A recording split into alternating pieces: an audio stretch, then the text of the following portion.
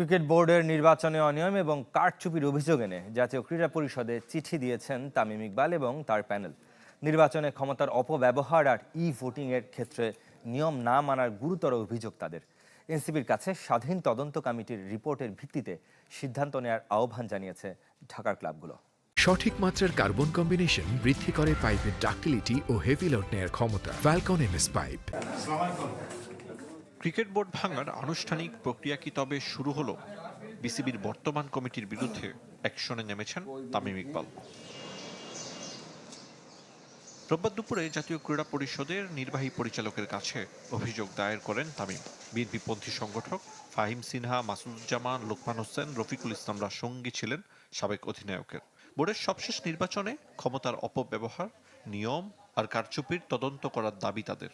পুরা ৭৬টা ক্লাবের কাউন্সিলরশিপ থাকে, এটাতে আবনি মহামেডান সহ যারা বাংলাদেশের সবচেয়ে বড় দুইটি ক্লাব, ওরা সহ এটার সাথে একমত। আর ৫০টা ক্লাব যদি এটাতে জানাই থাকে, এর চেয়ে বেশি আর কোনো কিছু আমার নতুন করে বলার দরকার নেই।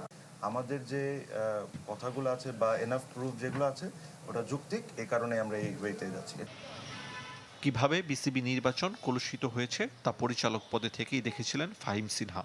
সঠিক প্রক্রিয়া মেনে ক্রিকেট বোর্ড পুনর্গঠনের দাবি তার।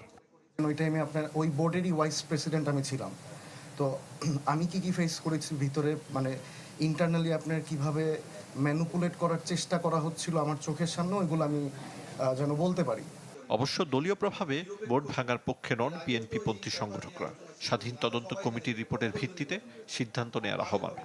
এখন একটা গণতন্ত্রীয় সরকার আছেন এবং আমরা মনে করি this is the right time to talk. পর্যায়ক্রমে যে দুর্নীতির আশ্রয় নিয়েছে নির্বাচনের ক্ষেত্রে, সেটার একটা সঠিক বিচার হবে এবং অটোমেটিক্যালি আপনারা জানেন দেশে বিদেশে সবাই জানে এটা যে অবৈধ নির্বাচন, অবৈধ বোর্ড।